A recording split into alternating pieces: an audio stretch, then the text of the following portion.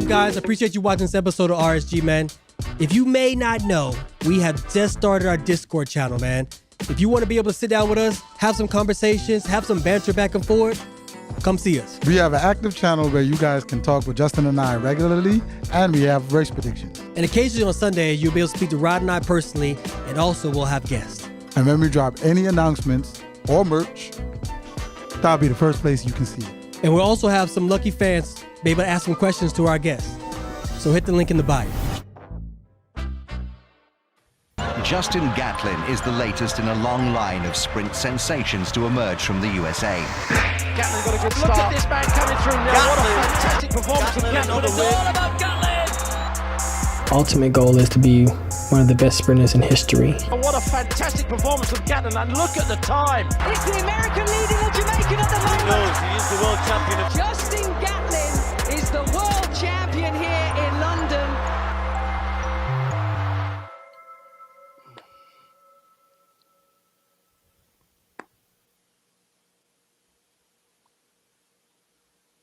What's up, Ready, Set, Go family? We back in another episode of Ready, Set, Go. We in the building. You know I got my boy, the bearded wonder. He in the building. But before we start, we have the legendary, the marvelous, the first lady of RSG, Dawn Harper. Nelson Harper. Sorry, I gotta get that out, right?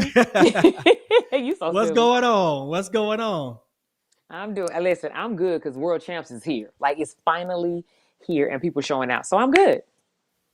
Look, Good, man, good. We happy to have you here. We happy to have you. We definitely want to know, if you haven't been watching, if you're not following Dawn Harper Nelson already, if you miss any of the action, just go to her IG page. You don't got to watch Peacock. You ain't got to watch NBC. She doing the commentation.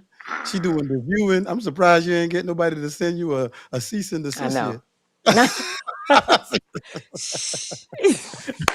I know. Oh, goodness. I'm having a good time. You are. That's It is good. I like watching your page, man, when you're commentating. What? Why aren't you out there? I thought you Yes, working with NBC, so I still am. As you can see right now, I'm starting to do reaction videos and stuff for them on their social media page. But when they hit me up, they were pretty much like, hey, pretty much we have this crew that's going to do the evening sessions. We're not taking a big crew from the US. So that's what it is. And I was like, all right, so how else can I be involved? Because, I'm going to be involved with track and field. And then the social media side of it on their stories and stuff. So on the page. So I said, I'm down. You know me. I'm watching anyway. So I can tell you what I think. I see you. I see you out there. Yeah. You getting it in any way you can get it in, for sure. Keep Yep, your name out there. Yep. You're doing an amazing job. Keep your name out there for sure. Thank you. Man, we have a lot to cover in a little bit of time. We're going to talk Yes, we do. about these hurdles and a couple of these 400s. Mm-hmm. And we're going to talk about this pole vault. And maybe also end up with a jump as well, man. Rai, you want to get us cracking? Hey, man, we going to defer to the expert, man. We're going to go through some of these semis and finals of the women's 100-meter hurdles. Now, I don't know if you're familiar with our show, but we had our RSG Watch Grace Talk. If you watch our episode with Mike Holloway, we told Mike that she's been off the podium so long, been working so hard that she would get on the podium very, very soon. We knew it would be very, very soon. We didn't know it would be this World Championships. Yeah. But a lot of my picks went wrong. My picks was, I think, and I didn't put Grace, and I know Grace going to be like, how I'm going to be your RSG watching, man. You ain't pick me. And I apologize to Grace. But I picked Masai. I picked Ackera. And I only had one of the three picked in the right place, and that was Tobi Amusan. I saw her at the beginning of the season when she said she was with Glen Mills. That worried me a little bit because I was like, Glen coach hurdles? I was like, but I guess Glen coach hurdles. And it's very evident because this is the fastest she's been running since 2022. What were your thoughts on the race? So, okay, really quick. Once you saw them go through the prelims and the semis, did it pick change a little? Or did you stick with that when you saw, you know what I mean? No, it changed a lot. When I saw Danielle Williams, I was like, boy, I disrespected this girl. I disrespected this girl. Championship. She's championship caliber hurdler. Like, she showed up every championship. I saw Danielle Williams. I was my boy. Boy, she gonna be a problem. She gonna be a problem. But Kambundji, did you see that coming? So when I saw the semis, I said, wait. Now she got second in her semis, but it was the way she got second. She still had that bratata rhythm going, right? And to be honest, there were some other hurlers where I was like, oh, I didn't know if it was, I don't know if everyone heard about, it's just hot in Tokyo. Like, it's just burning up. Like, every post that they post in their stories, they're talking about like, oh my God, we practicing early or late because it's so hot. And I felt like I started to see that affect some of the hurlers. But with her, I'm like, she must be doing some dehydration strips because she was on. Like, she just didn't look like it was really affecting her. So I wasn't surprised she was on the podium. Now, number one, love her to death. Her and her sisters, absolutely not. No, ma'am, no, sir. Did I see her getting first? No. Like, because, I mean, that was like a vet move that she did. And she's not a vet yet. So I was like, shoot, there was so many top caliber athletes that had been there and proven themselves. And I love a sleeper though. I was a sleeper at one point. I love a sleeper. So that surprised me. My sleeper was Nadine Visser. That was my sleeper from the Netherlands. Yeah, but I thought she was going to sleep about it. The semis told me she wasn't going to be a sleeper though. So what made me believe that she was going to be on the podium at first before we got here was what race was that where she almost pulled in front of Masai. It was just one of the last races that they had before World Championships. And she was going toe to toe with Masai and got to hurdle 8 and she was pulling in front and she clipped the hurdle and then Masai won. And I said, what just happened? And Masai ran like 12-2. I was like, pause, Visser on the podium. But then when she got there, the first round, I was like, rhythm gone. I don't know what happened, but it's gone. Never mind. It's that championship, man. That whole championship mentality. Like, some athletes put it higher than themselves, all the hard work they put out there, instead of saying you better than the moment itself. You hear it because of the moment.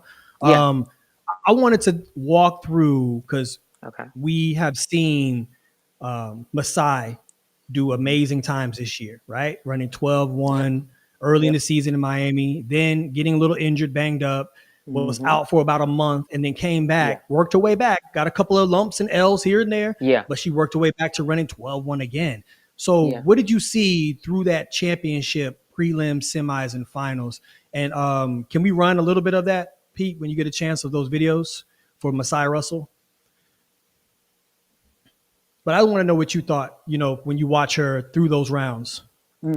Well, this first round, just to be honest, she looked great. Like I said, okay, she's a problem. She's winning. And she had even mentioned in the press conference, like, talking about the world record. That's how good she felt coming into this. I talked to her on the phone, and right here you see it. The gap that she put on the field, she ran like 12:53 in the first round.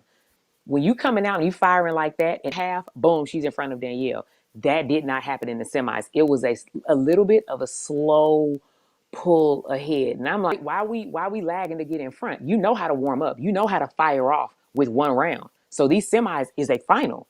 What took you so long when it was only top 2 and 3 of y'all were in the line? And I'm a 12-1 runner, I'm not living with y'all. Excuse me real quick. Let me go ahead and get in front. And so when I saw her take a little bit of time to get in front, that's what made me nervous, because I'm like, did the heat get to her? Like, what's going on? So you basically saying, let them fight for second. What? If you got that, your 75% is different. Their 75%. I ain't worried about y'all back there. Good luck. I don't have time for that. Like, that's just where we live. So that 12:41 looked a little too hard because I didn't see her hit a hurdle. Her body position looked okay. So I was like, with those things not being a factor, why are we not like just jumping in front? So did you feel like she had a bad start in the finals, or what did you feel like she went had wrong for her? Right. So she had an okay start in the final. I think she had the slowest reaction, but Masai's been there before. So for me, I was like, that's fine. No problem. That's okay. But she was out of it at hurdle 3, 4, and at 5 is when she went to make her move and she clipped 5. And then that's when the arm started to go a little bit. And 6, you're off. 7, 12:24, you're not walking that down unless you're going 11:9, right? It's just not an option. And so for her, when you clip a hurdle at 5, when you clip a hurdle really anywhere in that type of race and it truly throws off it's over. You're not walking a 12:24 down. You just not a 12:29. Amusan got to close. You ain't walking down the Amusan. You just ain't doing it. You just ain't doing it.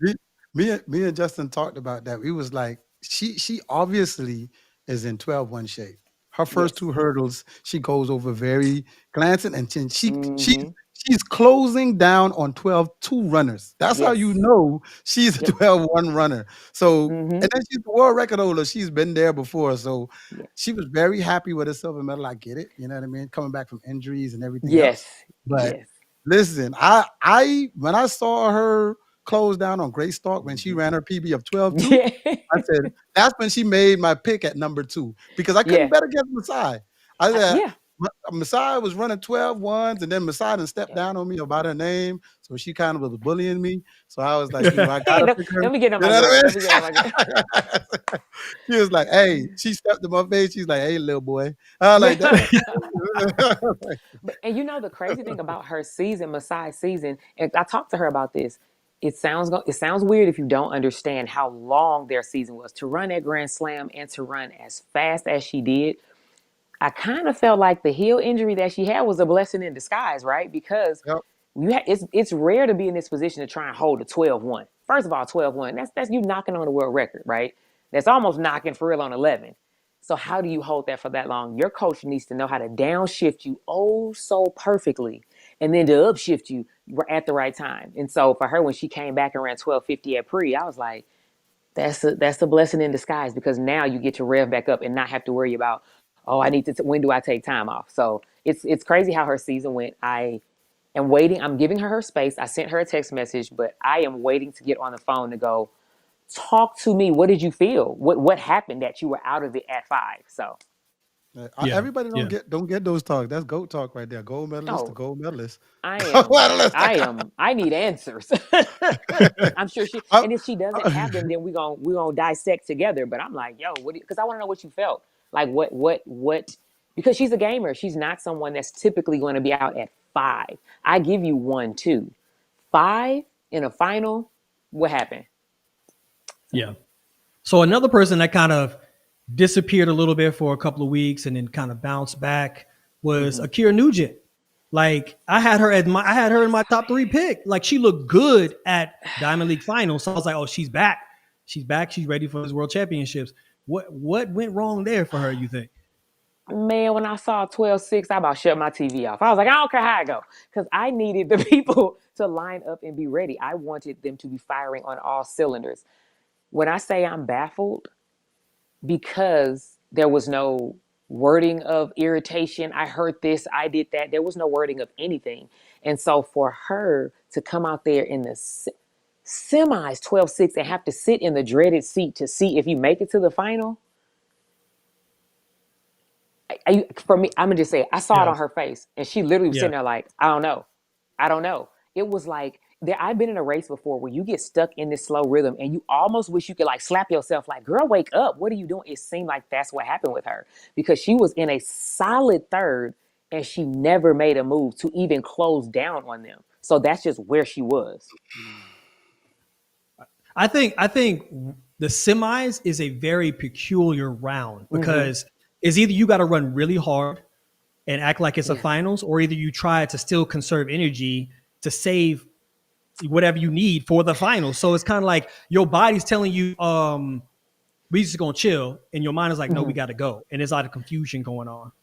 So for me, when I think of that for the hurdles and these heats, that now there's you if she even for a second thought I'm a chill 1263, maybe that's what happened because she knew that she was lining against with 2 other people that were going to treat it like a final. There were multiple people that had gone 12-2 or faster this year, and she was one of them. She knew when she lined up, they want to murder me and I want to murder them. We're trying to be the women that make it to the final. So the way that my training also went, I got 2 finals. I have 1 round where, yes, I'm waking up, I'm coming out, I'm like, okay, maybe 12-6. Let me just see how this goes. But now, like in the Olympics in 2012, Bobby told me in the semis, you need to go out here and run a PR because I need you to know you can do it twice because you're going to have to PR again in the finals.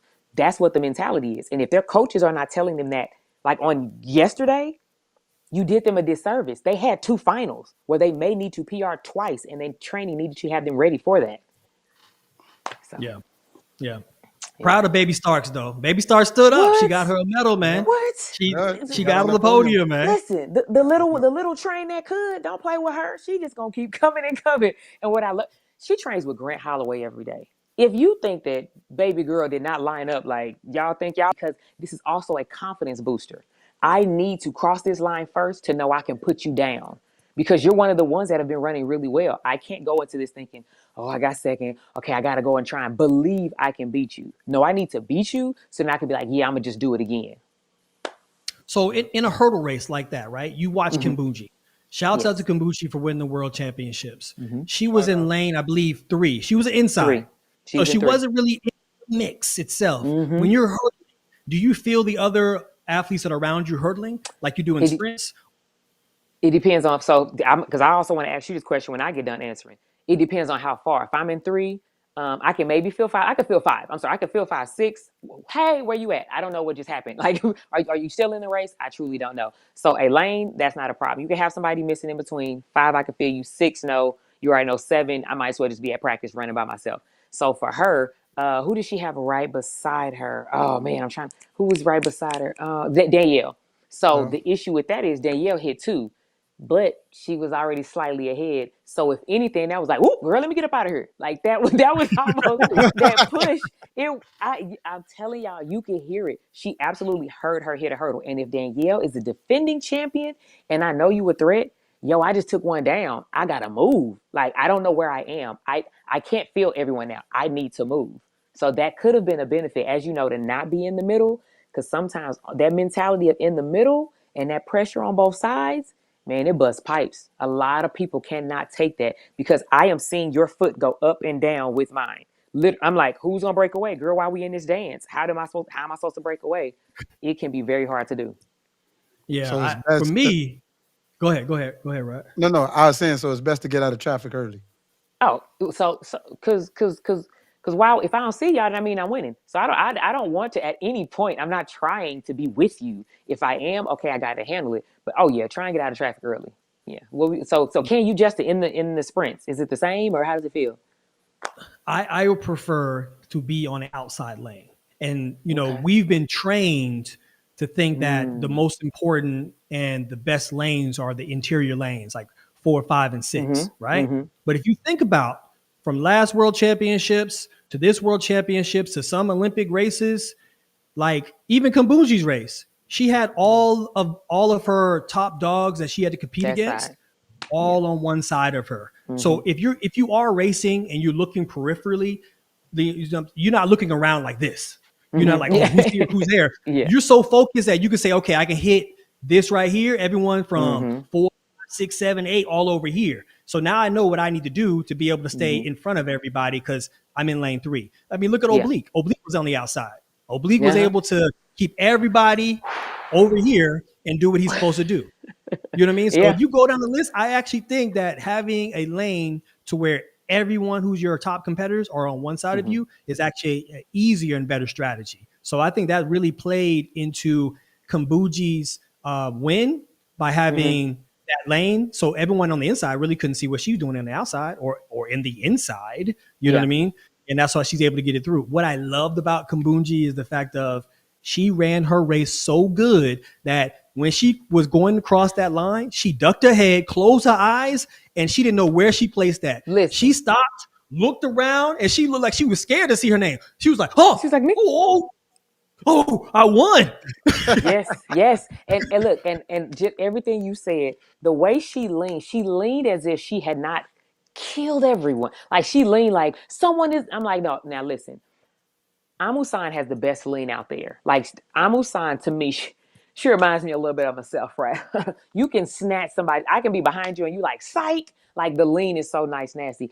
I didn't know that Kambundji had that lean in her. Like I saw that and I was like, agreed, you earned that. Like she gave everything. And like you said, she was so far in front. The way she looked up, I was like, girl, are you waiting on your name? Because you won it. Like I was so surprised at her response of being surprised. I loved every bit of it. Yeah, she leaned like, I got to get this 3rd place. I cannot be 4th. That's how she leaned. Like, that's exactly what she did. Yeah, that's so true. Yeah. But so Amusan's response, her joy, that to me helped us all continue to put things in perspective, right? Because she's a world record holder. You know, it's like, there's no way she's going to be satisfied with anything but winning. The way that girl jumped on Kambundji, I was like, like sometimes it's a journey. You know what I'm saying? Like people don't understand. I ain't have to be here. Like I dealt with something this year, some injury, this and that. Coaches, man, and 10 barriers. Man, Silver looked real good because I could have went home crib with nothing. So I was really happy with how happy she was. Yeah, you're right, DRL in the chat. You talking about after Kambundji got that win, definitely switch. She about to go to the Swiss bank, get some checks and some chocolate. Oh yeah, So, They gonna take care of. But they Man, already it's so- taken care of. They taken care of already. But Yeah. they gonna Well, take care of it even more. that whole Even more. family.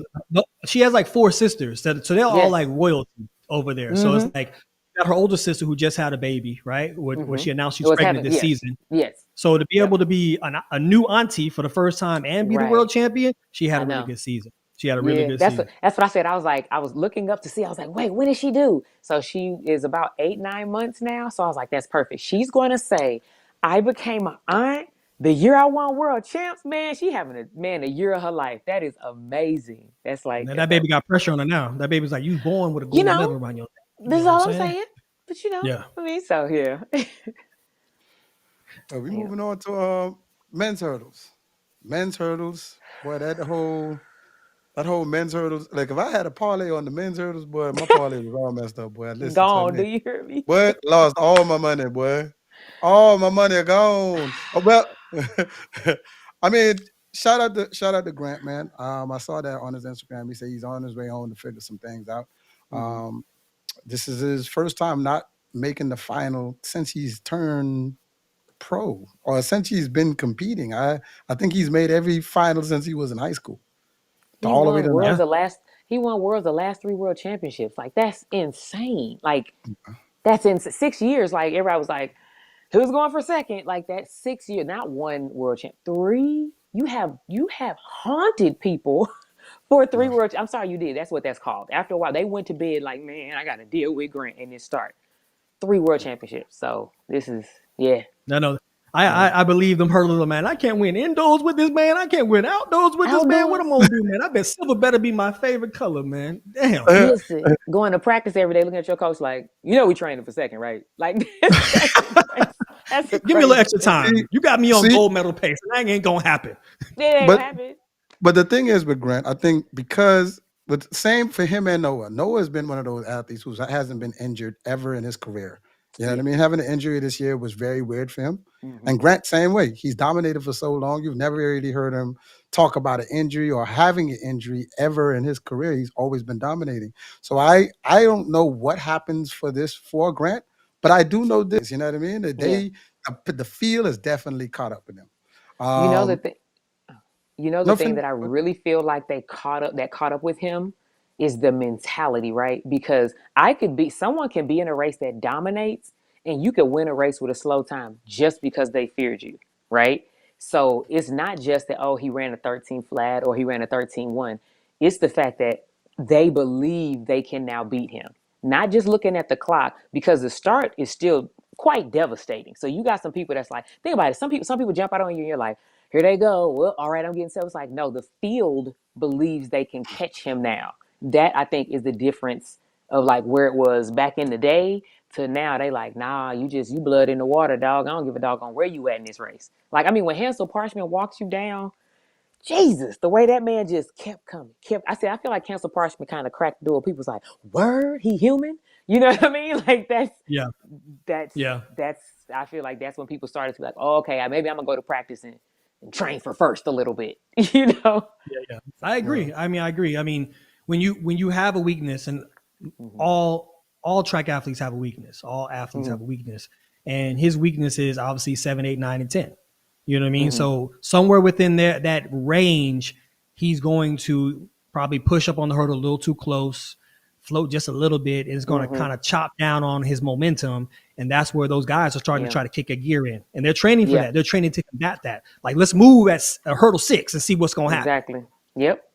Really, really needing to have that close. I mean, that was a big thing for me. I just knew I was an amazing closer. Like, I will go to any race and be like, I don't care what they have on me. I'm catching her. Like, I just truly felt that. Now, obviously, there were many times where I didn't, But I was shocked, like, oh, I didn't catch her. And it's like, girl, you know what I mean? You can't spot somebody that much, like a Sally. You can't spot someone with that type of start that much. You can't spot a Grant that much. So you need to work on this, what's your weak point? The beginning. But when you have that belief in your ending, and like you said, now these young men are like going to practice like, okay, 5 through 10 got to be nice, nasty, because I just don't, even though my start is better, it sounds bad to say this, I'll never be toe to toe with Grant. But if I can keep him within, so then that's when you break down, okay, what are my last 4 hurdles the touchdown needs to be? And once you get that rhythm and you feel that rhythm and you see yourself starting to reel somebody in, you just pick it up. It's a certain thing when you see that competitor in front of you and you're like, oh shoot, I see they touchdown. And you're like, oh, I was closer. Oh, I was closer. They caught. I don't care what they do. They caught. Yeah. Yeah. I- So I- yeah, I- go ahead, Rod. no, go ahead. No, I was just going to read one of the comments that Rick said. He said that in the semis, he sees Grant come across the line. He was basically mouthing like, "What am I doing wrong?" You know what I mean? Like the frustration of athletes. It gets to you because you're out there trying to give your best, and you're giving your all, and you're still trying to figure it out. And Grant is someone that is giving, like he said he has a full team. I mean, everybody on board. And he was very clear. He did this one post where he's like, look, my team is so successful because everybody knows they role. Like, you know what I mean? Like, who's the rapper that was like, yo, you losing because people don't know they role? Everybody knows their role. And so for him, he sat down with his team and was like, let's pick apart. Look, does the hamstring need to be rubbed on a little more? Does my glutes need to be stronger? Does all these different things. And so unfortunately, I saw that too when he crossed the line. I read his lips and I was like, did the camera catch it? And I'm like, well, if you saw it, then the camera. And it was frustration. He absolutely was like, basically like, you got to be kidding me. Like, what is happening? And that to me, that's when I felt like my heart broke for him, because it's like, it's nothing like being there and you're like, I can't fix it. Like it's not fixed and it's too late. That's what it is. It's not, I can't fix it. It's not fixed and we're here. Like, we're here. It's no more in a week. It's no more 2 weeks. It's a second ago. So yeah, 100%. I was happy for Cordell Tinch, man. I remember when Cordell Tinch first came on, he came on like a fire and then he shrunk. But the story is telling about how he was going into depression. I mean, he wanted to fight with the big boys for so long, got there, and then when you turn pro, I don't think a lot of people understand what that turning pro means and know how hard it is. And I guess he thought it was going to be the same, climbing the mountain, but staying to the top of the mountain is definitely a lot harder than just climbing that bad boy.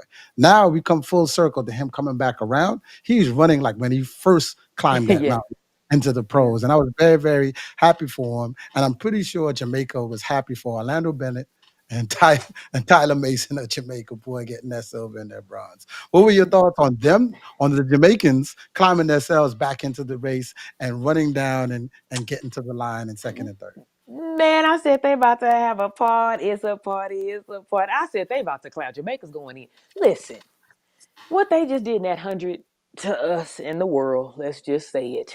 But then to come down, I said, y'all gonna double down in the hurdles? Y'all gonna swipe 2 of them? We gave you 2 in the 100. Back up. I'm gonna just say it. I saw them running through the rounds, and then I talked to Freddie Crittenden, and he was like, okay, he was like, the rest of y'all are shocked. But he's like, no, like Bennett, he was like, Dawn, he been running 13-1s. He's been there. He just hasn't had that moment to like put it all together, been on a team, this and that.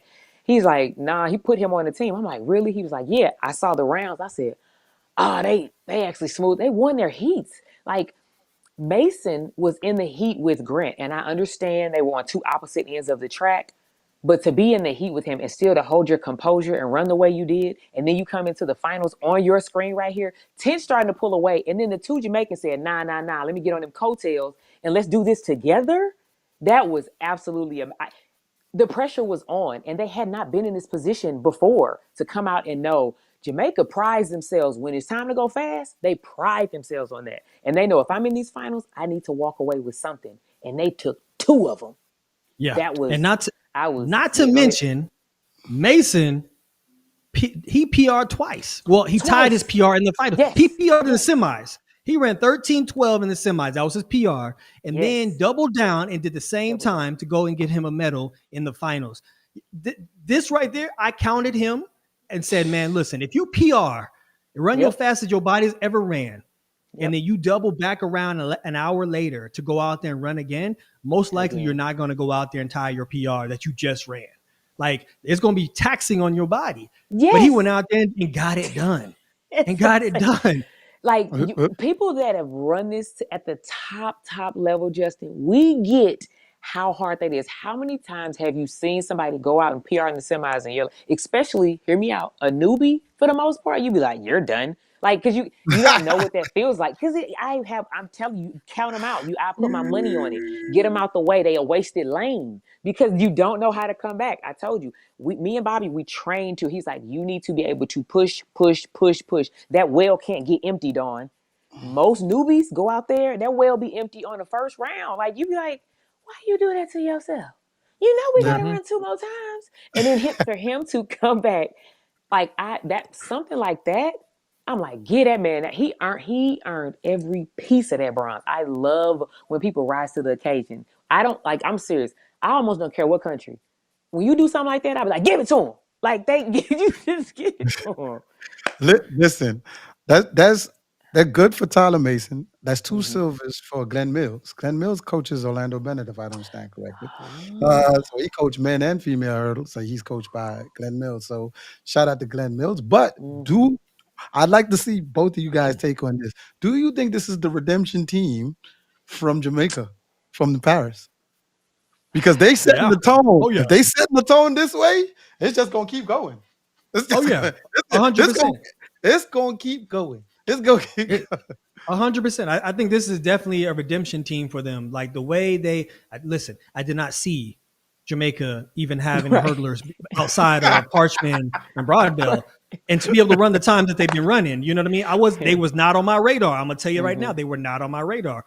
When Broadbell got hurt and Parchman didn't make it, I was like, Jamaica ain't gonna be in these hurdles, man. But then also the fact of when you look at Tina Clayton coming through, run the 3rd fastest time of the year going into the World Championships, and then doubling down and being brave enough to say, I'm coming to get me a medal in the finals. You can't tell me this ain't the redemption team. You know what I mean? And the World Championships is probably halfway done. So we have a lot more to come. The other issue is they not old. I'm like, can somebody be at least old to be like, oh, okay, well, this probably they last. They out here like, nah, we just scratching the surface. So good luck, world. Jamaica's back. Hey, DRL in the chat said Glen Mills is a Jamaican version of Bobby Kersee. I have to agree with that one. On that one, I have to agree for sure. For him to have 2 medals now, and those being 3, but we count in just the hurdles. For him to have medals in the hurdles, I didn't even know he was even in that department. I didn't know he got transferred to that department. He's over there getting medals in a whole different realm that I even know he can even coach, bro. Like, that's crazy. Yep. Well, I got to stand corrected. I said that he had 3 golds. I forgot about Kim Collins in 2003, so I want to make sure I said it online. Also, I wonder, did you guys hear that Glen Mills interview? He said he feels like he's not out there coaching to prove everybody else wrong. He feels like he is the best coach in the world. So we've established these coaches out here are athletes. What are we talking about? They got the egos. They, you know what I mean? Doing their research. They going into the lab just like we are. Because if I'm trying to be the best, I'm getting a coach that think he's the best. You crazy if I'm if I'm the best. Me, Dawn, him, Justin. We're not going to someone that's like, let's go have fun here. Fun is winning, dog. Like, don't come to me and I'm in the back talking about did you take in the experience? I did after I won. Like, that's just the mindset. So I'm saying, I mean, you get into a huddle with some of these coaches, man. A lot of them not friends because they like, I'm out for blood. Yeah. Like, this is not in the end. It's like when we out there in the warm up area, they talking, but they not talking. They like, yo, it's game time. Why you looking at me? Like, we trying to, and then afterwards they at the bar together, but they out there trying to prove a point. Listen, it's a whole different world in the coaching world. Yes. I noticed that when I was down in Budapest, and I was sitting out on the front patio of the hotel with, man, it had to been Dennis, Lance, Frano, maybe even Mills was there. It was a whole group of coaches. and they were just talking mad shit to each other. Yeah, And they were just exactly. they were pulling out athletes and their accolades like they were trading cards. Like, you got Yes. that though, you ain't got that, huh? Yeah, look what I got coming down the pipeline. I got these twins over here. What you got? You know, like it's a real world that goes on behind the scenes, and they checking each other across the field during the warm up track. Like, yeah, we ready, boy, we ready. And then if your athlete wins, don't let your athlete win. And then when you're in the back in the warm up area and your athlete wins, you out there like this. Yeah, Literally. yeah, we So did that. and you like, you ain't ran nothing. They like, yes, I did. Yes, I did. Like, I'm telling you. Listen, I had a conversation with Boogie about this. And Boogie, because Boogie Johnson, he was coaching Bride. That was when he, especially for the short hurdles, came onto the map. And so now I'm done. And we had a conversation. He was like, to be honest, he was like, man, I came on the scene. He was like, I might have been a little too aggressive. He was like, but he was like, I'm trying to take down a Bobby Kersee.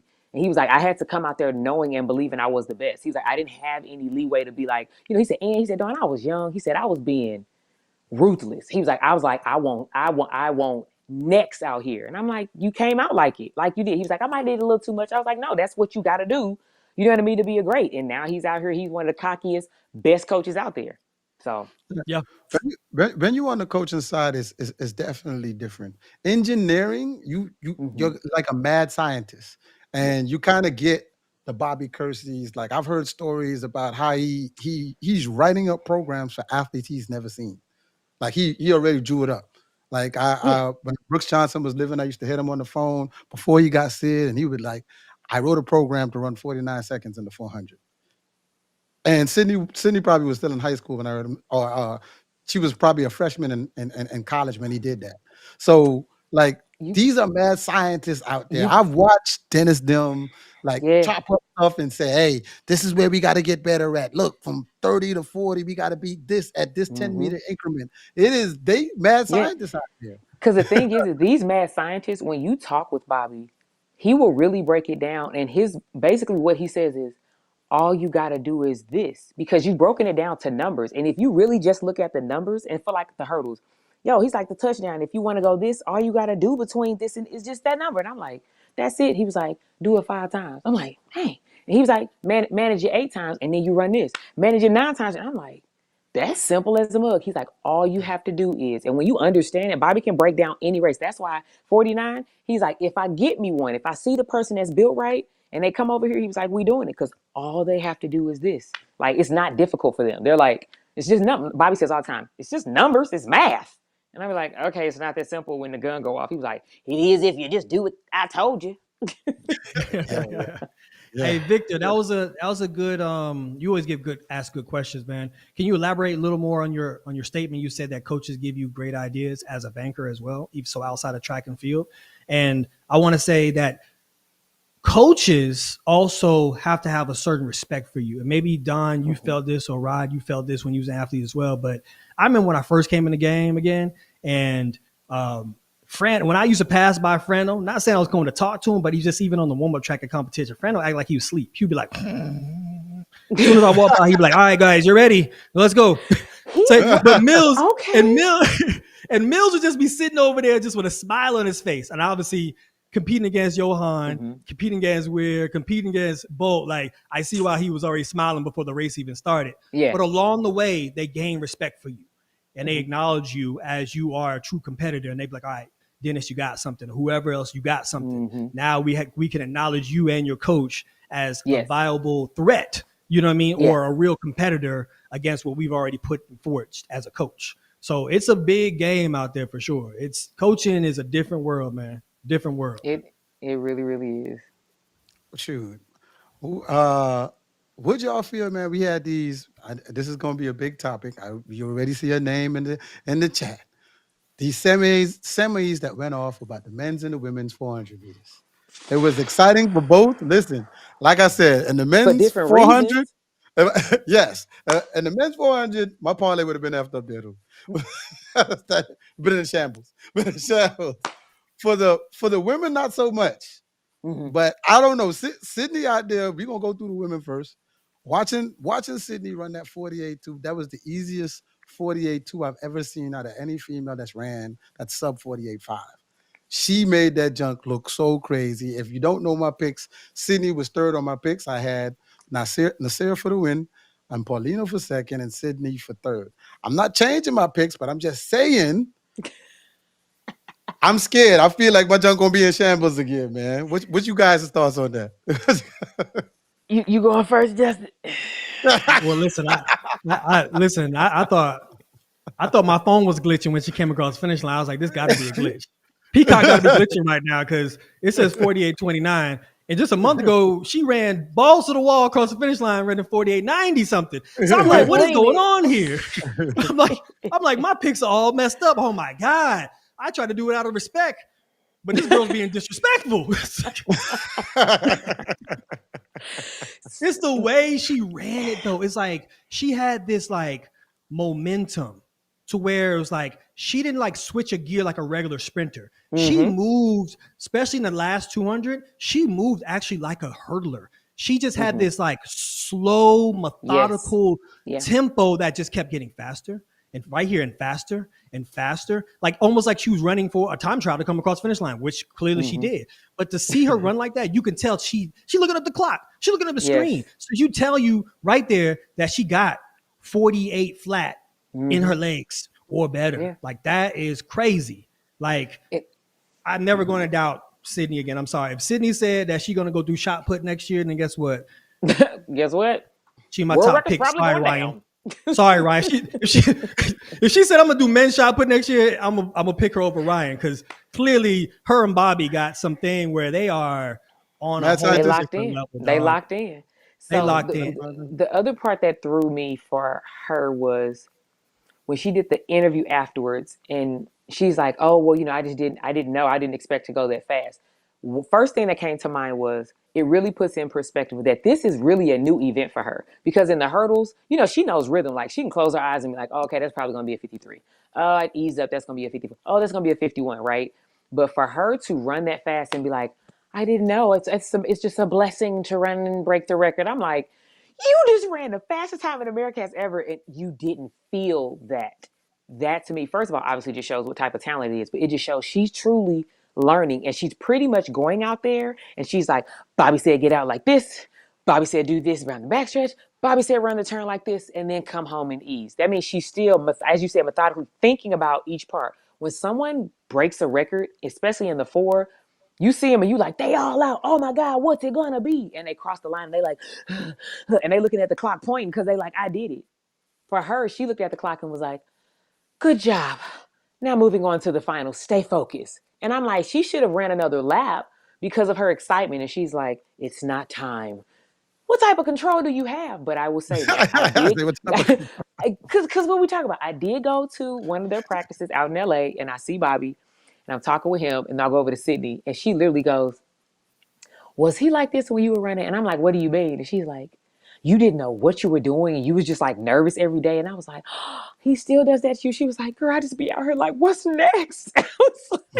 She was like, he just kills me. And so me and her agree, all you can do, you trust the process because he's proven himself so much that you're like, even on my worst day, it's gonna work out though, because he's crazy enough to piece it together. Because all you gotta do is do this. Like I am so happy that these two found each other because in this sport we have been blessed with such amazing times. And the fact that she just came over in 1 year to do the 4 and broke the American record. What are we talking about? Yeah, It's just a normal athlete who makes that transition, come they on. would give it their all and break the American record in the finals, hopefully, and maybe get bronze, but still be happy with that victory. Oh yeah, The way because she it's moves, the way she moves is like her determination is on a different level. She like seriously, like I don't know if she don't feel no pain. I was waiting for her to open up the back of her head and turn the power button off right when she crossed the finish line because like she is. But look though, when she I've was been thinking at about that all day. nationals, when she was at nationals, you know, I did the infield interviews, right? So she gets done. And, now it's gonna sound bad. It was good to see. She was gassed, y'all. Like she looked like us, you know, humans. And she was like bent over. She's like, and so I'm like, I gave her some water, and I'm like, how do you feel? She was like, and I was like, let's sit down. She's like, please. So we're sitting down, and I'm talking to her, and I'm like, how do you feel? She was like, the 400 just the most painful thing. God, it's just, and I'm like, you still. It was crazy to know that just then she had run a 49 gassed. Oh my God, it hurt so bad. My butt's locked. What's happening? And then they went to the lab and she walked off from a 48:20. 48:29. And people in the back was like this. You know what I'm saying? Like, yeah. What would this do for Sydney if she pulls it off? What realm will she pull in? Does she need to stay with the 400 one more year? If she wins and beat Nassar and Paulino and takes down the current world champion, what does this do for her? And both of you guys' opinion. Well, personally, I don't think that she needs to stay anywhere. If you go out, because it'll be different if she just came and won the world champs. Then everybody would be like, she's right there to the American record. Ooh, she needs to get it. Now, I think I would like for her to win. Obviously, she has the American record. I want her to get this world record now. So I'm like, so for me, if she doesn't get the world record, say, not tomorrow, the next day in the finals, can you do it for us in 28 then? Because you done did the. So it's weird. So this is where my mindset is. Do we want her as a collective, meaning the world, want her to be the first to go 49 in these 400 hurdles, or do we want her to get the world record in the 4? I think that's the question. We're saying, what does it do for her career? Well, what do we think we want to see from her? Because right now she's done everything. There's nothing. What does she really have to prove? The fact that she went to another event, that's real nice and cute. But she's now, just because she did that, she's shown she can do anything. So it's really, what do we want to see her do? Go ahead. What would I like to see her do if she breaks that world record? I mean, she's already like the Usain Bolt of her event, right? The 400 meter hurdles.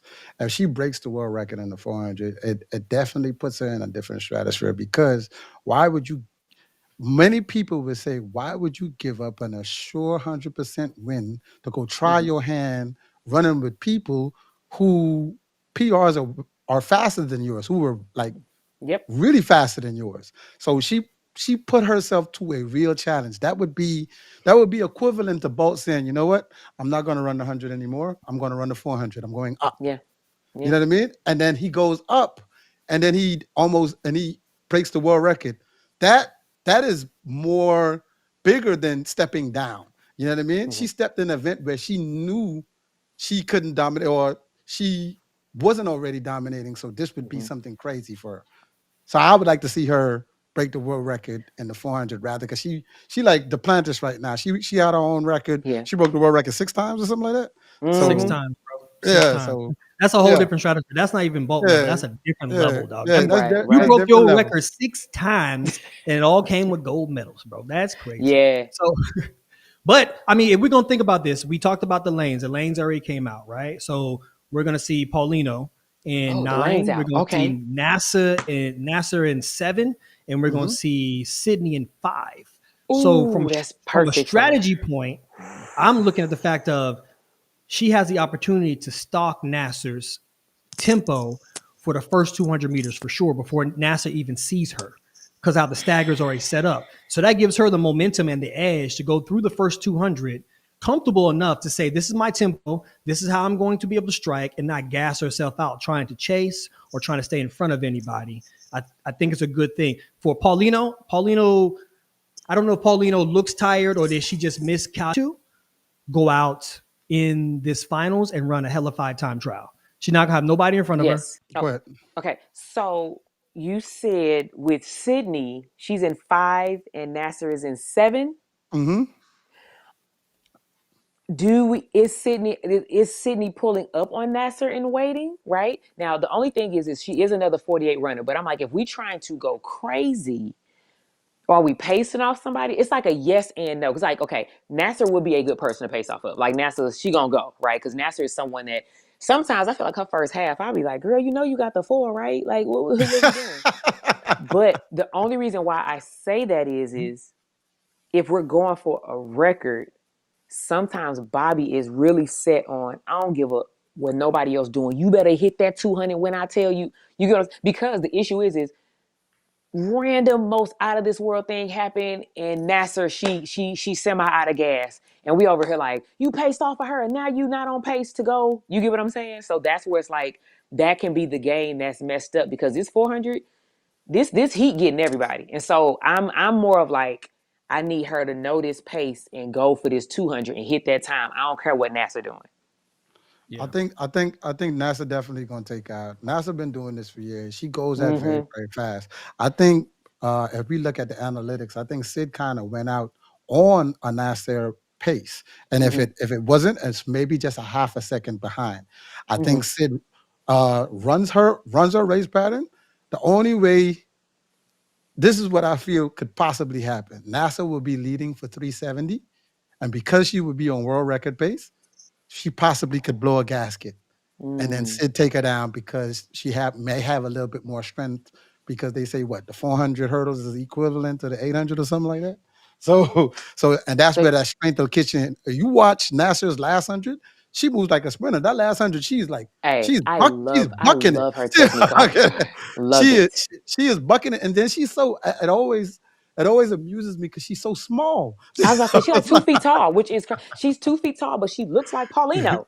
Like when it comes to length, like she'd be like, wow. I mean, like, who taught you them arms, girl? And then the fact that her stride does not get small, and everybody knows that butt lock comes, and the coaches are like, let's just try and get our knees up. Let's just do our best. And she's like, butt lock makes me get my knees higher. I don't understand why. It's like I love this. What it is, it's her ability to embrace the pain. Like a lot of people feel it and they're like, oh my goodness. But Nasser is like, what does that mean to me? I'm trying to go that way. Next. Like, yeah. So this definitely means if anybody has to change that pattern, it would be Paulino. Oh, straight up. Paulino would have to ride their coach to be in the front, or she would have to like stay with them. She can't run her old race pattern. She can't. So what she's going to have to do is, because you said the two of them, they coming, right? Because they recognize what's happening. Paulino, she normally is so much stronger than everyone else coming home. Like, because she uses her height, right? She has the big arms. She has the big stride coming home. If she does not respond to them at that 200 mark, like they cannot get there. And then she's like, oh, I'm going to, like if they slightly get in front, she needs to be like, well, I just got to die where I die. Because if they get in front of me, I'm not walking them down. Neither one of them are dyers. They just do not fade like that. So if she does not respond, it's going to be like, all right, races for 2. She's probably getting 3rd. I mean, 1 and 2 rather. Like she's going to be getting 3rd. So, yeah. Hey, Sean G85, man, welcome to the chat, man. Yeah, we're going to be doing this for every event coming up that we all want to see or anticipate what the final outcome is going to look like. So stay tuned for the 200, stay tuned for the fold, stay tuned for everything. So we're going to do this. This is what we're up to.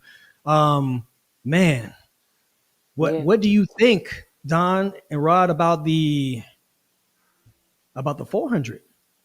About the men's 400. Yeah, the men's 400. Boy, Go ahead. Hey, let me ask you first. Pull up. You have the results on. You have the results on your phone, Don? No. What you want to know? I don't know how to say the Botswana guy's name. Colin. I'm gonna call him Colin. Oh, yeah. I want you to say his name because I don't know how to say it. I'm known for butchering people's names. So we're just not gonna do that. What's up though? What you want to say about it? I know if I had, I would try to read it. I don't like you at all. Yeah, I got to get you to do it. Listen, I'm known for butchering people's names. If you pull it up, I'm trying to find it because I do have it in my phone. Listen, go ahead. Nah, I'm gonna say he ran an amazing race. That boy ran like he definitely wasn't tired. Broke the Botswana record, and everything like that. He looked amazing. My picks for the 400, like I said, is definitely in Chambers. I had Matthew Witherspoon first. I had Matthew first. I had Ja'Cory Patterson second, and I had Christopher Bailey third. But now that's all the bet, right? Yes. We still got Ja'Cory. Ja'Cory's in there, but Matthew's gone, and Christopher Bailey's gone. So now I just got to have new picks. But that boy looked damn good. How did y'all feel about Patterson's 43.9? I need to hear y'all say, how did you feel about this 43.9 he ran in the prelims? So for me, I was thinking about the fact of, and me and Rod talked about it earlier, was that you can be a very talented individual who's never ran championships before.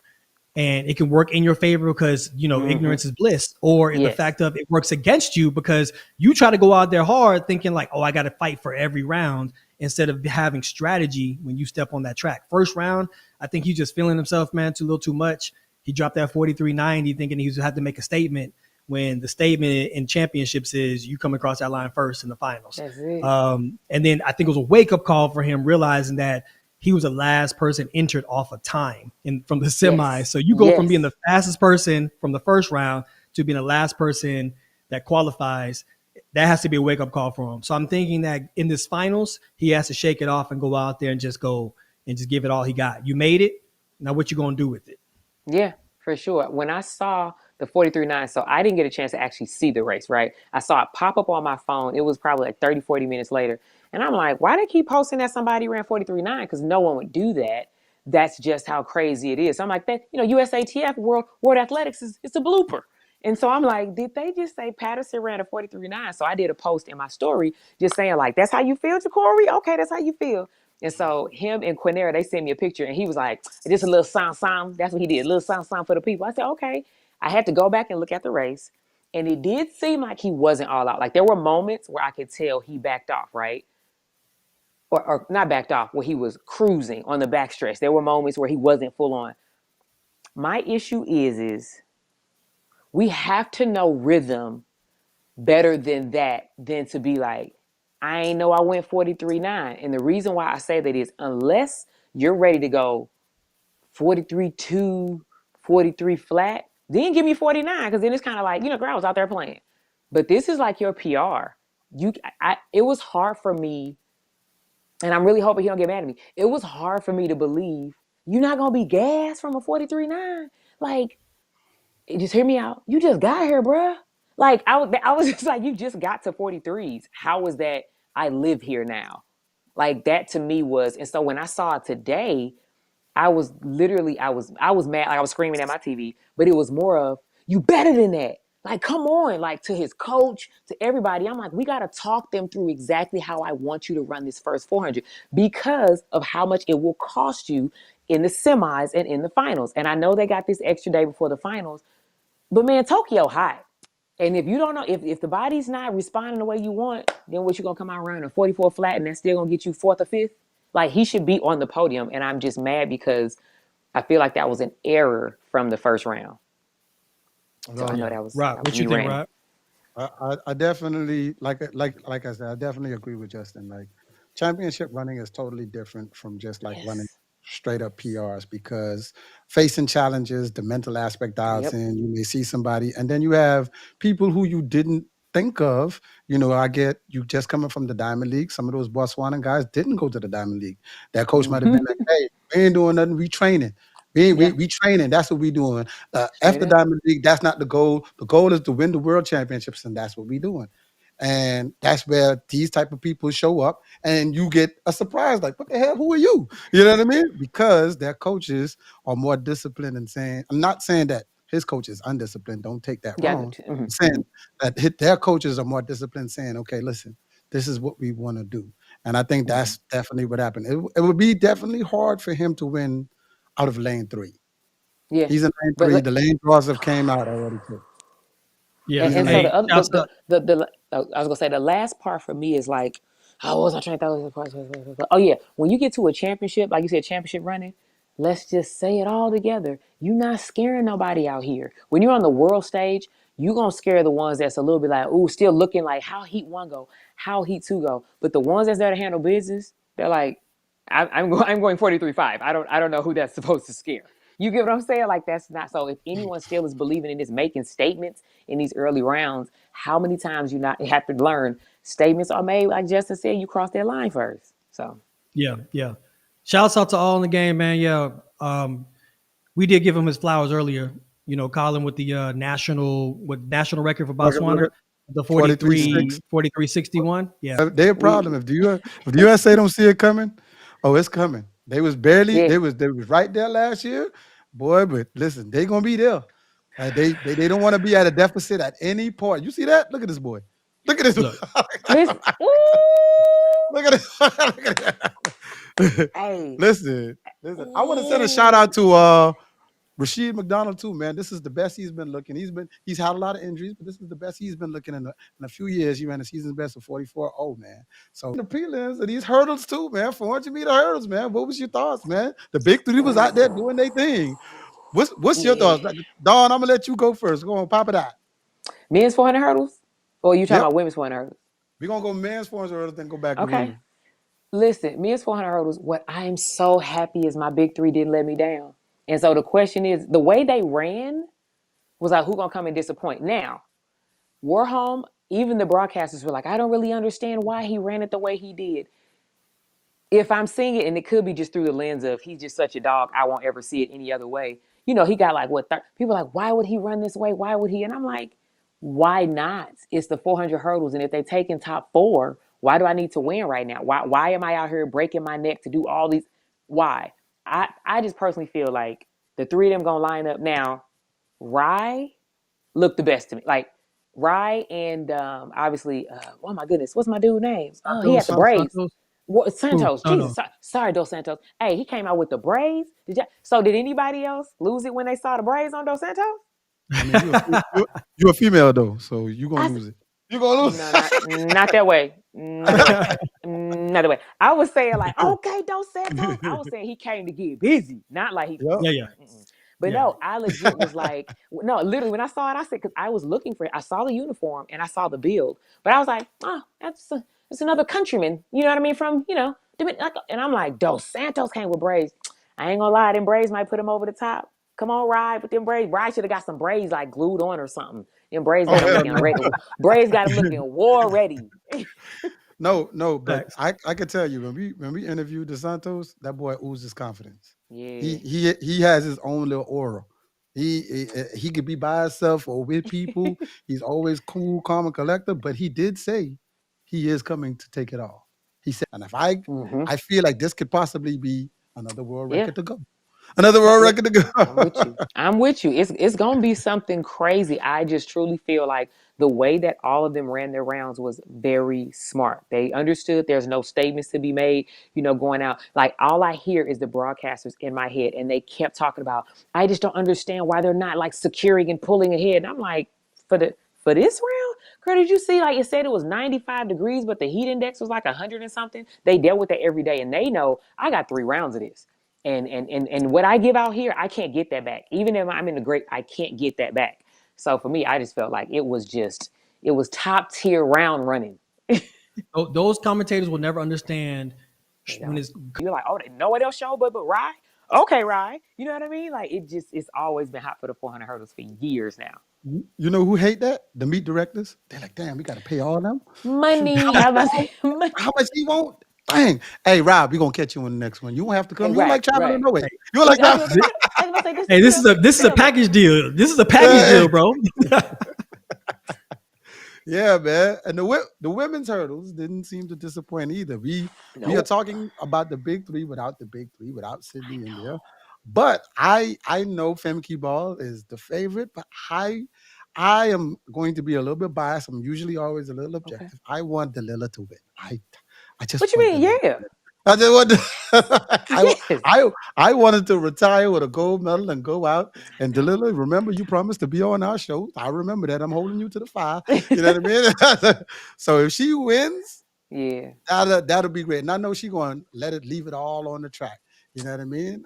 So that's definitely going to be good. I like the way all the ladies look, though. I like the way. And I was like, I said, word. I said, that's how we feel. I even sent them, I put it in my story, and Joanna sent me a message. She was like, I can't stand you. You are so crazy. And she was literally like, that's exactly what I told her to do. Everything you said. I was like, Joe, we both train under Bobby. You are now training a professional. I know how you gonna coach them, especially through rounds, rather. And Joe was like, I'm like, yeah, like it. But it was the fact that Jasmine looked good, and she said that earlier this year, Jasmine had dealt with some injuries, and so she was saying they're just coming along right in time. And I'm like, once again, it doesn't sound good, but some of these injuries, obviously, they weren't catastrophic and career-ending. If it happened at the right time, you was able to get back. It allowed you to take that necessary rest for such a late, World Championships. But I talked to Dalilah at Nationals, and when she crossed the line, of course she was happy. And I'm like, so what's this face? And she was like, I was hoping it was gonna be fast. I was like, girl, if you don't get up out of here, but she's such a like, I know what I train for. I know what I want to see on the clock. And she was like, I want to win, but I want to win a certain way. And I'm like, that champion will never die. Like, pause.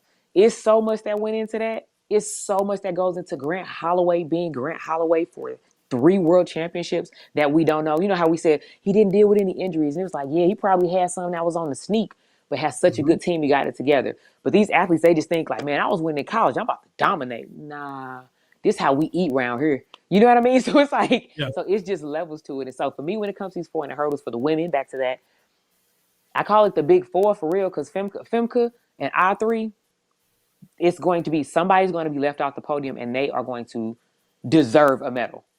Well, their legs are a little bit fresher than Femke. She ran the mixed relay, but I see she didn't run as crazy. I was just about to say. Looked like she held back a little bit. She wasn't down on the cross for the country. She went down.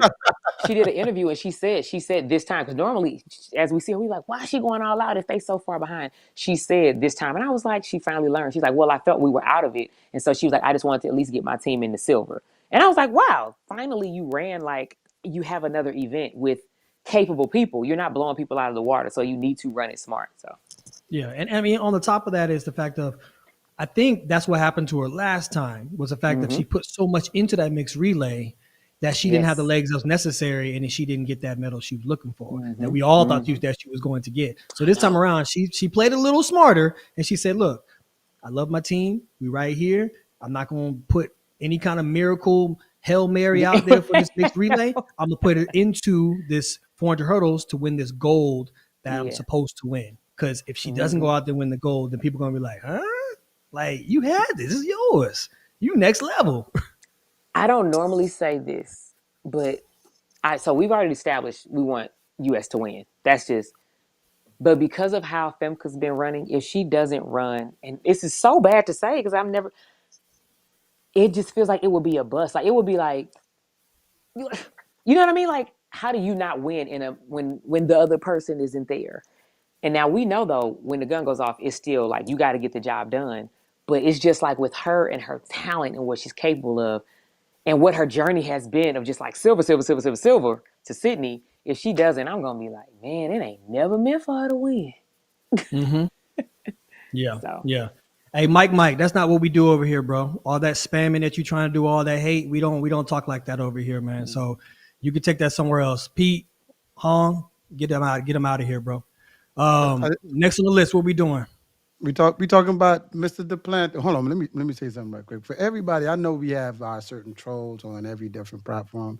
If you ever watch our platform is not a platform of that nature. You don't come on there with the gossip. You don't do that. I know y'all want to have fun and troll and talk to people in the comments, but that's not what we do over there. Other people, y'all go do that on their platforms and they say it. You know what I mean? So let's be respectful. We don't disrespect nobody in our comments. We don't talk crazy to y'all. So let's please be respectful.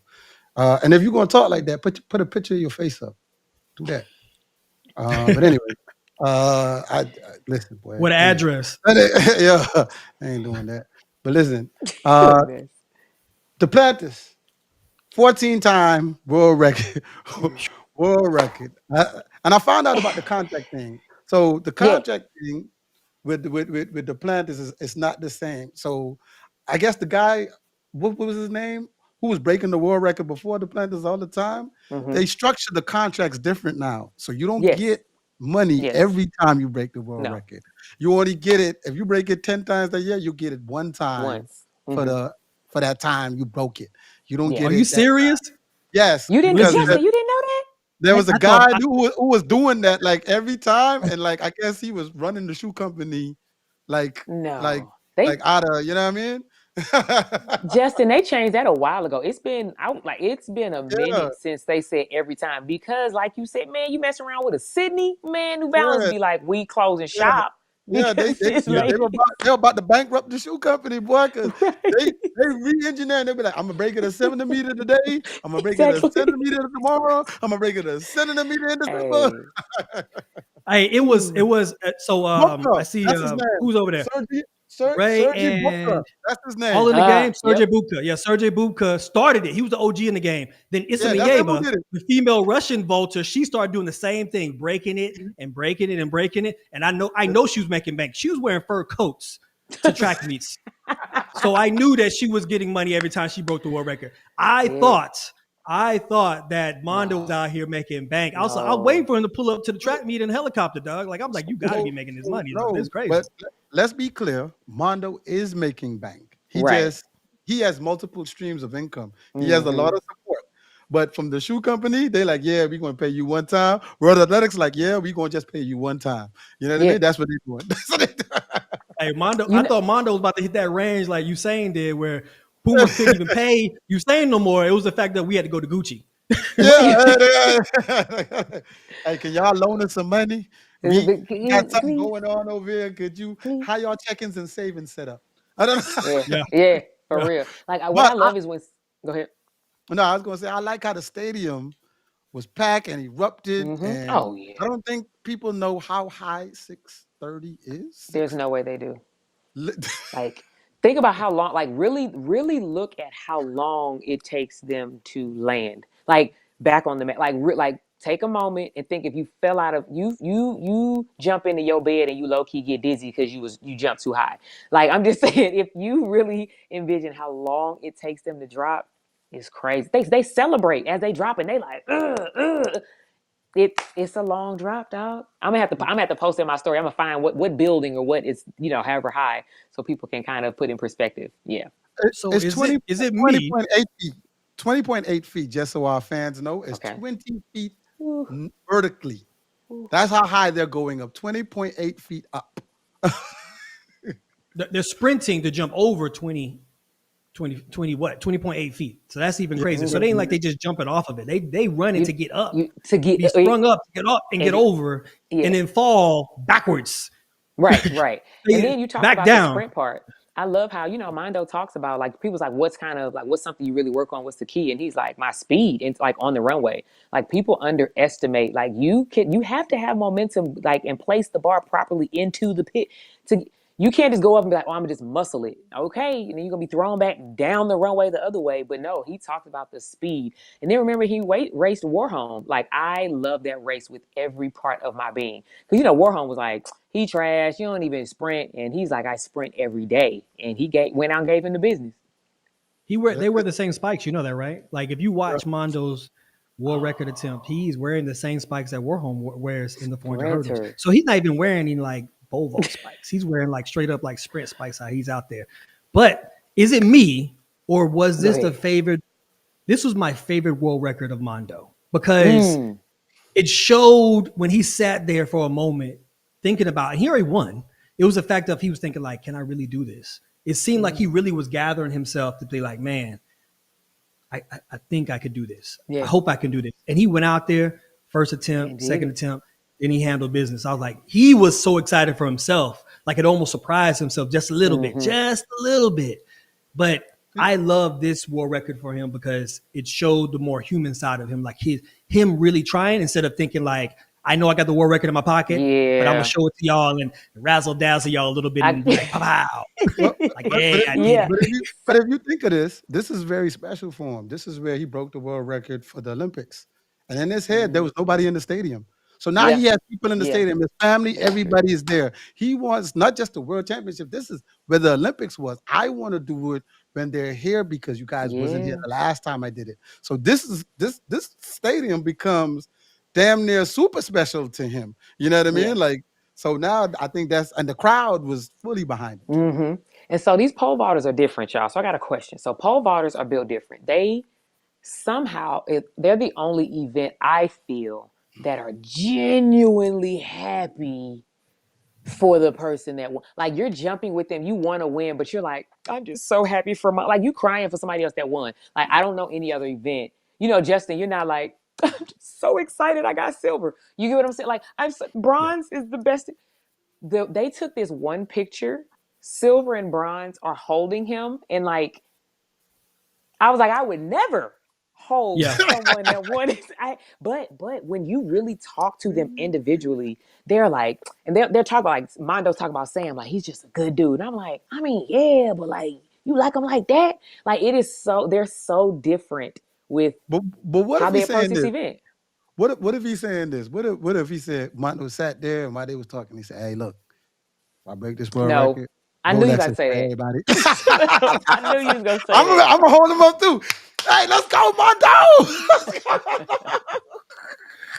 Yeah, I'll break this world record. A magnum of champagne on me for y'all. God. He might say that when we get him on the show. He might tell you that. He might say, I told the silver and the bronze medalist, hey, magnum bottles on me if I break the world record. You know what? Ain't no telling. I wouldn't even put it against them. That's how cool they are. I really wouldn't. Money is not an option for the band, man. Money's not an option. I mean, he's sponsored by Red Bull, Puma. He got a watch company behind him. He got the 70K. He got the world record, which is 100K, and then his bonus from Puma. Listen, if he bought them Magnum bottles, he good. He's real good. He like, look, and he like right off what we talking about. Right off. Well, this was for work. This was for work. I think when you think about field events, like when you think about long jump or high jump or pole vault, you realize that all those athletes, they train very singularly. It's actually them versus their craft, like them versus their height. And all of them are working towards trying to accomplish something. And then when they go out there and compete, it's not necessarily competing against each other. They're competing to get over a certain height. And you'll see some of them talking to each other like, hey, man, you should do this, adjust your hands, approach the runway a little bit different, do this different. Because they realize like, we competition, but like when it's time to really go out there and compete, I'm competing against this height. I'm competing against this bar, you know? And and they also are out there for hours together. That is something that is another different element that we never had, right? We on opposite sides of the track, like, man, get it how you live. Don't come touch my hurdles. I wish you would, you know, but if we were out on the track and we had to do pole vaulting or something like that, I could imagine that over time, I'm getting to know Sally for real. I'm getting to know, you know what I mean? Like, oh, you going to Monaco? Nah. All right, well, I was going to go. Man, you should go so we, like, I could imagine that we would eventually get close. Because rain, sun, it doesn't matter. We dying together and we out here falling asleep together. Like, it's just all the things.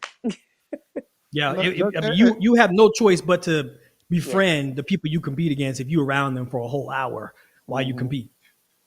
Yeah, man. Well, shoot. Do you guys have anything left?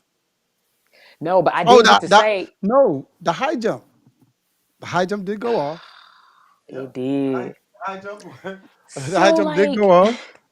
Like, y'all, why can't we get it together? I'm ready for us to like jump. First of all, wait, okay. So I missed it. What happened to Shelby? I don't know. I think he went out early. He did. By the time I watched the finals, I didn't see Shelby. I didn't see. I was like, what? And I meant to do the research today. I saw him like, okay, some people, you're just like, they in the finals, because that's just what it's going to be. And I'm like, well, I was like, when they lined up, I was like, oh, someone's missing. I'm like, he must be coming from the call room because there's no way Shelby's not jumping. And then he wasn't. And I'm like, man, I just feel like we haven't gotten, him, but Javon, he hasn't gotten over that hump. And I'm like, I'm so hardcore, Javon. I'm like, come on, I'm ready to get you on the podium. So I was heartbroken for him because he got, I think, like 5th. Hold on. Mike Nurse, Dawn is married. She's been married for a long time. Her husband's name is Mr. Nelson. So I just want to put that. Me and my boo thing. They high school sweethearts, so they go way back. I don't know if you watch Dawn, but they got a whole story in St. Louis. They used to race all that. Listen, there's a whole story. You should look it up. It's on YouTube. I'm just saying. You should look it up. But you're welcome to support her though. Follow, subscribe. She got the gift thing on her Instagram. You can send her some Brit now. Y'all a mess. Y'all a mess. Hey, we got to talk about Faith though, man. Faith. Yeah. Faith. Listen. Hey, Faith, man. Listen, it was I love when she hit him with the 4. Faith said it is the way she dominates. But what I liked was this was a race this time, right? Like she did it at pre, and she said, I told myself, I want to test myself and see how long I can hold off. Like Jessica Hull from Australia, she was like, I'm okay if I die and she obliterates me, but I need to know how long I can hold on. So this time, although in my heart, I didn't feel like Jessica was going to beat her, but I was like, yo, Faith got company a lot longer than we've ever seen her have company. And then, of course, Faith was like, stop playing with me at that 150 and took off. But it was nice to see company, you know what I mean, for a while. And then when Faith took off, it was just like, she's earned so much of that. you know how you can sometimes get tired of seeing somebody win? I'm not tired of Faith winning yet, so. Yeah. All in the game also mentioned the fact of it was almost a Kenyan sweep. So they almost came across the line gold, silver, and bronze. So we haven't seen that in a minute too, with a dominance like that. The world has, I feel, caught up to Kenya in a lot of ways. Yep. And they have broke up that whole trifecta, but it seems that they back on the rise right now. You know, they went 1 and 2. They almost got that third spot as well. This is true, but for Hall, this is Australia's first medal in that distance. So this is history for her. Yep. That's why I think it was so special, because when you're an athlete and you understand, like, think about it, since she put her mind on this, she knew, I don't even have someone to look up to for this. Like, I'm going to be the marker for it, whether I make it or I don't. And so for her to put herself out there and say, I'm going to die in this race for it, and for it to come together, like I said, we know how hard it is to piece it together and for it to actually work, because there are so many factors on that day. There are just so many things. And I just love, like, how Faith fell on the ground, hitting the other Kenyan, laughing like, oh my God, you did it. And then Jessica's on the ground too, and all three of them. And I'm like, at the end of the day, this is really what it's about. We all dying for this. Like, I truly appreciated that race.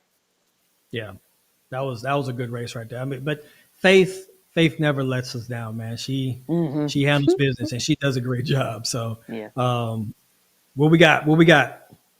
What's coming up next? That's going to be it for today. The 200s are in the morning. Listen, Don, give them your handle. Because if you don't want to miss it, just follow on. Right. Give them your Instagram. This is true. DHarp100MH. So, yep, that's but I did not get to say, though, because I started to talk about the Jamaicans and the men's hurdles. Yo, Cordell, let me just say Cordell, just real quick, and I promise you I'm going to wrap it up. The fact that he was so clear in his interview, I did not care about anything else this year. He said at Nationals, people were saying, oh, you didn't win Nationals. He's like, y'all not listening. I didn't care about USA Nationals. He's like, all I cared about was here. And then the fact that he ran the first round and people were like, whoa, it looked like he came back to the field. Second round. When you are a man on a mission and this man already ran as fast as he did this year, I am so happy that he's went through all that he went through. And he said, y'all can't shake me. Because he said everyone had an opinion. Like, everybody had something to say about whether I was ready, whether I was going to run this. And I love it when people shut people up. And it's like, yo, I love also that the 110 hurdle stayed on American soil, because we needed that. Like, we needed that. He was just somebody that, like, he had all got us on board. Like, we became fans. And I just love that we all on a journey to see it, like, come true. I don't know. It was just dope. Like, the scream at the end. Did y'all see the scream when he's like, rah! Like, that to me, I was like, ooh. Hey, I loved it. I loved it. So I love his backstory, man. He was what? He worked for T-Mobile. Salesman. Yes, he was a phone salesman. And he only got to college because his homeboy vouched for him. That's what I'm about to say. Yes, it was like, hey man, if I ain't going if you don't go. It's like, what? So you're not gonna have a future if I don't go? Okay. Like, we need friends like that now. Like, if you don't have friends like that, let them go. Like, this dude is like, I know you you gonna be great. Come on, that's crazy. I feel like the companies that you work for, if they can, they should sponsor you after that. They be like, hey, look, you are so right. Anyway, we want to sponsor you a little bit. We want to take care of you a little bit, because every time they say T-Mobile, people think about T-Mobile. They getting free promotion. True. Every time you say UPS with the Corey Patterson, that's free promotion. I'm just saying. Hey, Cordell, you need to get your team on that. And Patterson, for real, these the people, but that is such a good point. If you do not get your team on, you on the world stage, and we talking about you here. Like, you need to, man, y'all need to get some bread from that. Once again, I want to thank everybody. We had over 1,000 people in our viewing us at the time, man. We appreciate that. We thank you for our Discord jumping over 700 subscribers. We appreciate that. If you haven't liked and subscribed, please like and subscribe. You could rewind and hear Dawn's handle. So I definitely mean that. She covers every event, even the field events, on her page. So if you miss anything, follow her on Instagram and you won't miss a thing. You won't miss. Hey, I want exactly in the chat. I want to shout out, man. DRL, all in the game. Tiffany, whole vibes. all y'all show up every time. Anybody I'm leaving out, I'm sorry I left y'all out, man. But we love y'all showing up every time we start our chat, man. And y'all are so engaged and talk about the events that's happening. We love that. We love it. Keep doing it, man. Bring some friends over too. Let's have real conversation. And we have a lot more events to talk about too, man. So much appreciation to all y'all. Definitely. Oh yeah, Dawn, the first lady. Dawn coming back. Dawn may be our constant, man. She may be our constant. That's only if you want to be though. You know, we got to get this together. Let me just say, here you go. Listen, here you go. Y'all two close your ears. This only to the chat. They seem like some good dudes. I might do that. Well, we thank you so much for being along with us on this Ready, Set, Go episode, man. If you have anything else you want to say, Dawn, before we close out? No, I just appreciate you both. You two obviously share my love for track and field. So I love this. I enjoy. I follow myself. So I had a good time. Thank you for having me on again. We appreciate everybody. Definitely won't be the last time. We appreciate it, everybody, for joining us. Until next time on Ready, Set, Go! What's up, guys? Appreciate you watching this episode of RSG, man. If you may not know, we have just started our Discord channel, man. If you want to be able to sit down with us, have some conversations, have some banter back and forth, come see us. We have an active channel where you guys can talk with Justin and I regularly, and we have race predictions. And occasionally on Sunday, you'll be able to speak to Rod and I personally, and also we'll have guests. And when we drop any announcements or merch, that'll be the first place you can see it. And we'll also have some lucky fans be able to ask some questions to our guests. So hit the link in the bio.